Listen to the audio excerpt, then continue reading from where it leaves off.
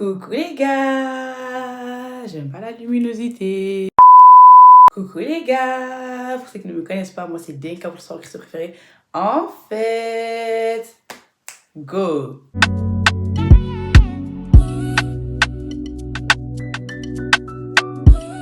Alors j'espère que vous allez bien, moi ça va par la grâce de Dieu. Aujourd'hui on se retrouve pour une nouvelle vidéo.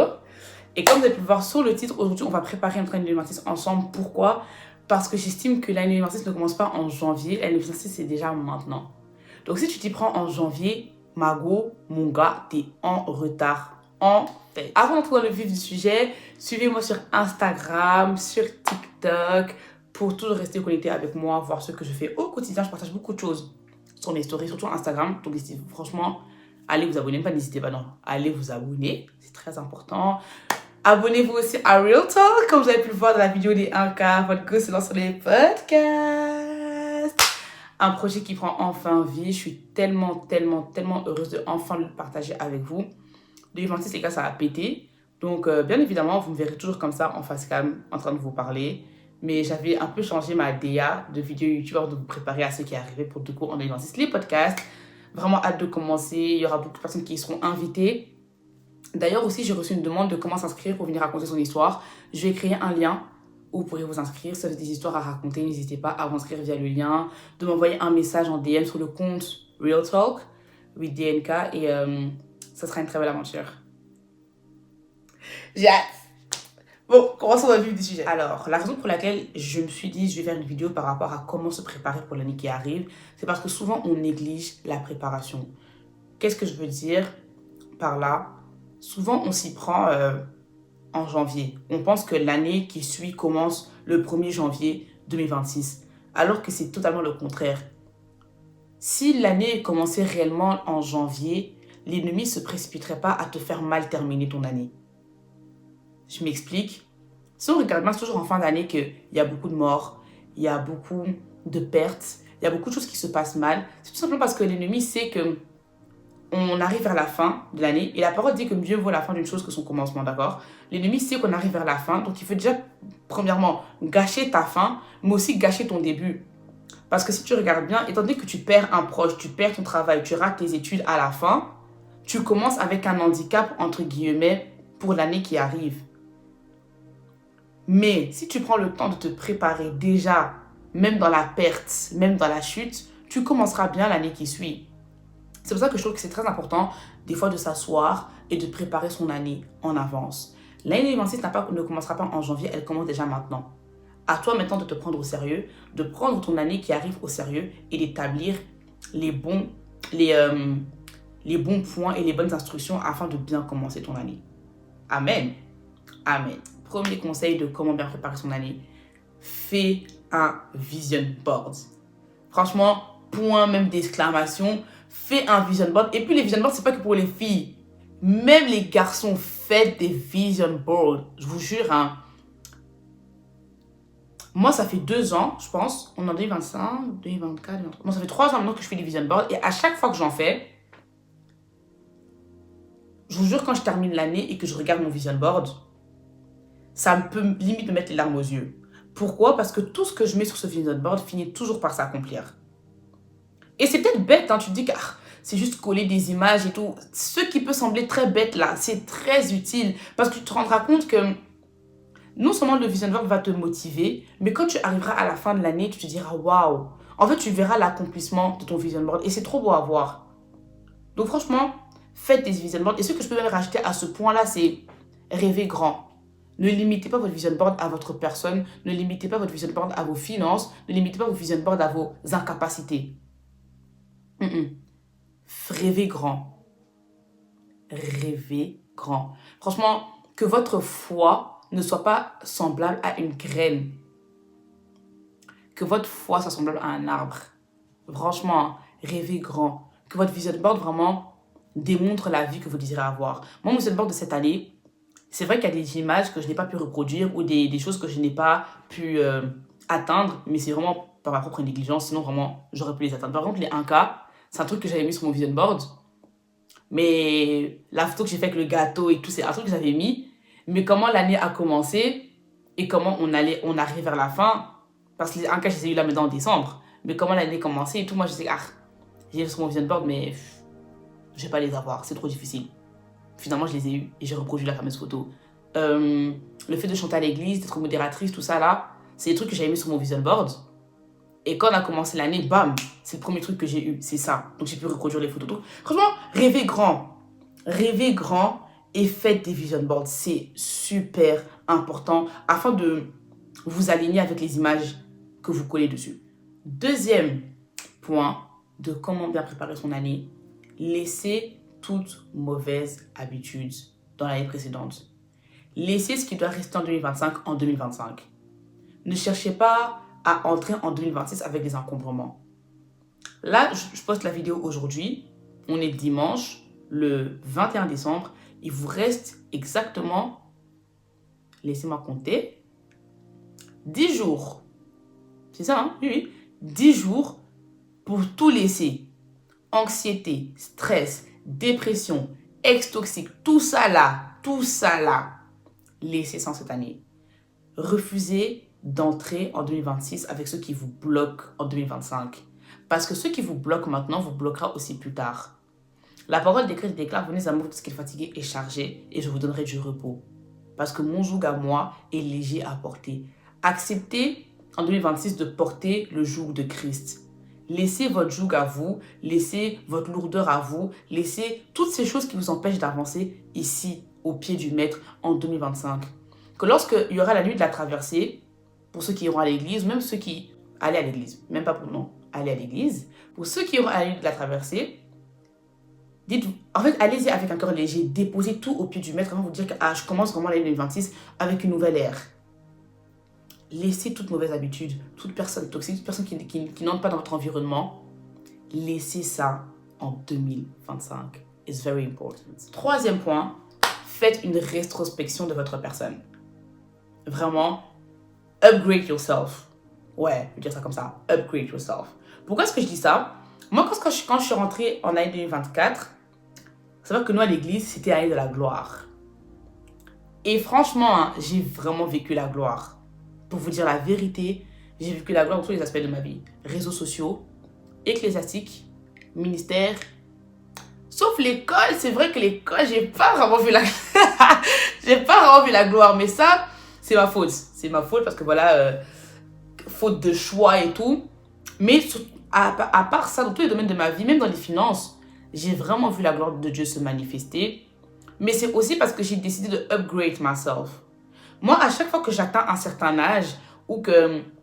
Ouais, franchement, que j'atteins un certain âge, je cherche à upgrade myself. À chaque fois qu'on arrive à une nouvelle année, je cherche à upgrade myself. Si je regarde la façon dont je m'habillais en 2024, la façon dont je m'habille aujourd'hui, là, ça n'a rien à voir. Déjà, aujourd'hui, je suis devenue une heel girl. Like, aujourd'hui, maintenant, je mets des heels every day. Du matin au soir, du lundi au lundi, je suis en talon. Et c'est un truc que j'avais mis dans mon vision board. Et c'est un truc que j'ai toujours... En fait, la personne que je suis aujourd'hui, la façon dont je m'habille aujourd'hui, c'est vraiment une façon dont j'ai toujours voulu m'habiller.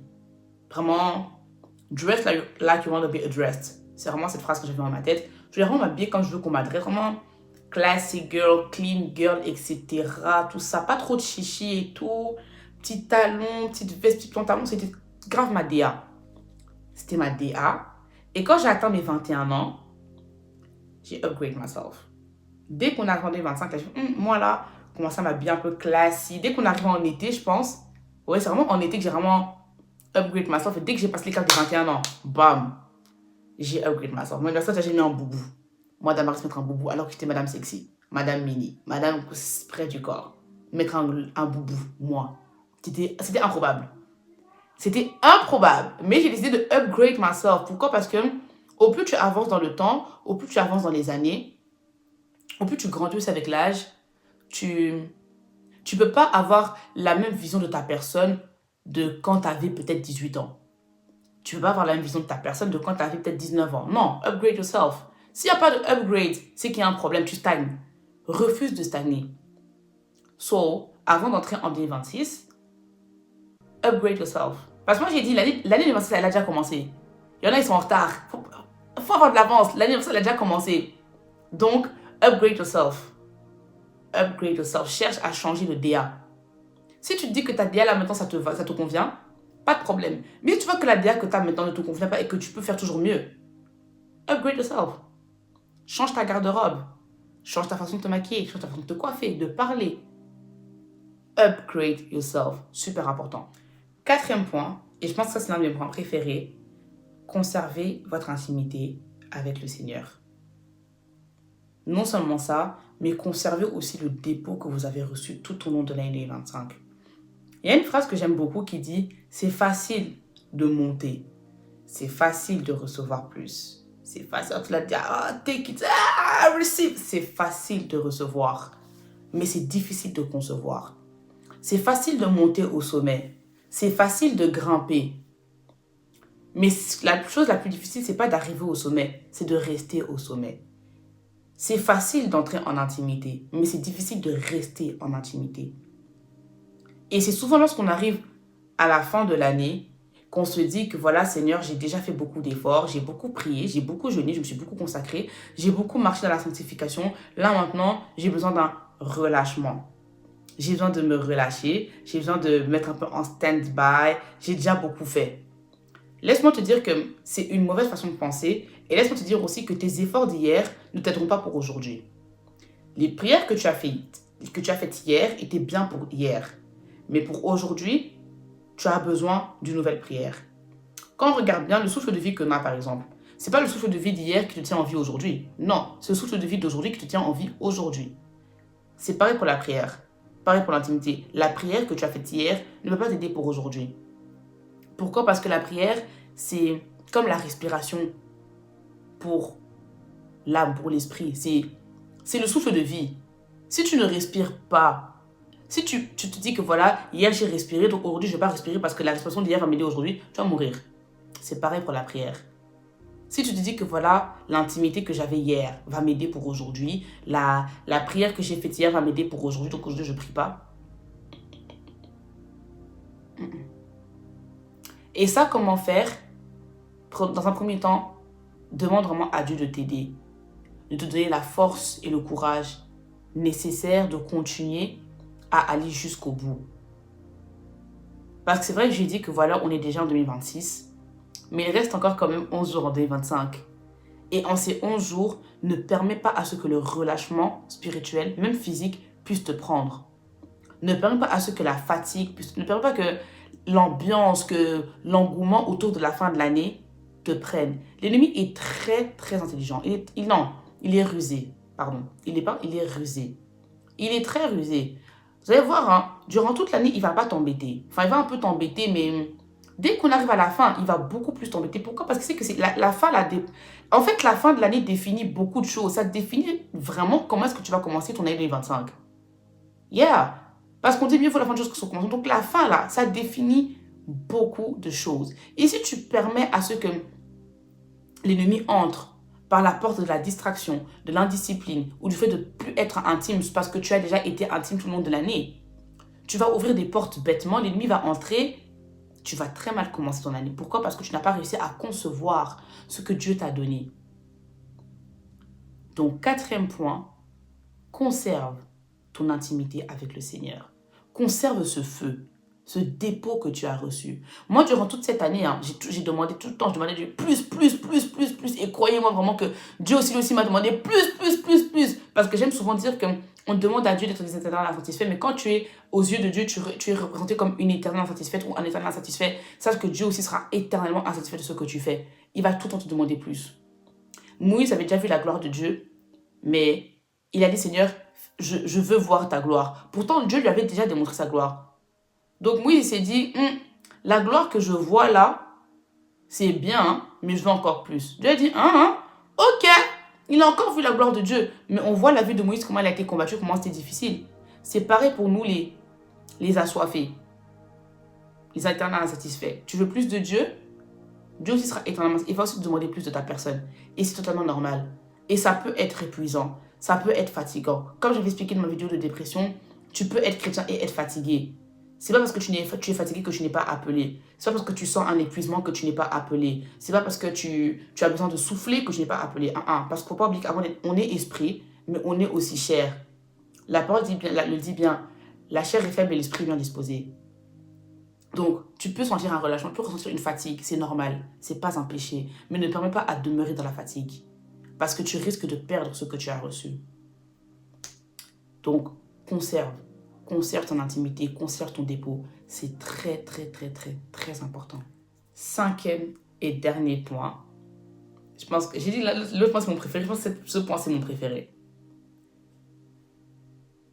Connais le thème de ton année. Je m'explique. Je sais qu'il y a aussi des non-chrétiens qui me regardent, mais en tout cas pour les chrétiens, je sais qu'il y a des non-chrétiens qui me regardent, mais aussi qu'il y a beaucoup de chrétiens qui me regardent, étant donné que ma chaîne est quand même centrée sur Christ. À chaque fois qu'on va à l'église, le pasteur a l'habitude de donner un thème à l'année où on se retrouve, d'accord? Selon ce que Dieu lui dit. Nous, chez nous, chez moi, c'est un prophète.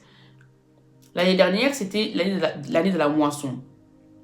Mais à côté de ça, Dieu m'avait aussi dit que c'était non seulement l'année de la moisson, mais c'était aussi l'année de la moisson et des sacrifices. Et croyez-moi, je pense que j'ai beaucoup plus sacrifié que moissonné. L'année 2024, j'ai rien moissonné. Hein. J'ai rien moissonné. J'ai rien moissonné. J'ai rien moissonné. Pourtant, Dieu avait dit à mon père sur Dieu que c'était l'année de la moisson. J'ai rien, que ce soit en études, en termes d'argent. Les gars, j'ai rien moissonné. Cette année, c'était l'année de la gloire. Personnellement aussi, je sentais que cette année, it was the glory season. Et, on n'était pas encore arrivé en 2025, comme je disais déjà, it's the glory season, the glory season. C'était l'année de la gloire. J'ai clairement vécu la gloire de janvier jusque là, décembre. Décembre, il ne peut pas encore finir. Je crois au Dieu de la dernière minute. Je peux encore vivre une très grande gloire avant la fin de l'année. L'année prochaine, le thème n'a pas encore été donné. Mais moi, j'ai prié Dieu. Et Dieu m'a donné un thème personnellement. Je ne vais pas... Hein? Parce qu'il y a quand même des choses qu'on garde, même si on est influenceurs, et des choses qu'on garde quand même en nous. Dieu m'a révélé le thème de mon année. Et il faut savoir que lorsque j'étais en consultation prophétique avec mon père spirituel, le prophète Romain Médical, que je salue de loin, il m'a dit, oui, ma fille et tout, parce que je lui demandais, voilà, père, qu'est-ce que Dieu dit par rapport à moi pour l'année qui arrive? Et ma claire m'a dit, ma fille, toi, ton année, c'est l'année de X et l'année de Y. Et dites-vous que le thème qu'il a donné, c'est le thème que moi aussi, c'est le thème que je ressentais pour moi pour l'année prochaine. Et pourquoi c'est important de connaître le thème de ton année? C'est parce qu'en connaissant le thème de ton année, ça va te permettre aussi de mieux préparer ton année. Et non seulement de mieux préparer ton année, mais de mieux vivre ton année. Peu importe ce qui viendra toquer à ta porte, tu te rappelleras de ce que Dieu t'avait dit par rapport au thème de ton année. Par exemple, si Dieu te dit que l'année 26 pour toi sera l'année de la foi, tu vas t'attendre à beaucoup d'épreuves. Tu vas te dire, Seigneur, ok, peu importe les épreuves qui vont venir toquer à ta porte, tu vas savoir que, God told me that this year is the year of faith. Et parce que c'est l'année de la foi, voilà pourquoi il y a des épreuves. Mais je dois démontrer à Dieu que ma foi est ferme. Parce qu'il m'a dit que c'était l'année de la foi. Si par exemple Dieu te dit que, voilà, cette année pour toi c'est l'année des exploits, tu ne seras pas surpris de voir beaucoup de portes toquer à toi. Tu ne seras pas surpris de voir beaucoup d'opportunités s'offrir à toi. Pourquoi? Parce que Dieu t'avait dit que c'était l'année des exploits. Et en fait, vraiment les gars, c'est pour ça que j'ai dit là, conservez votre intimité, pour ce que vous avez reçu. Ça se suit, c'est très nécessaire pour ce point-ci.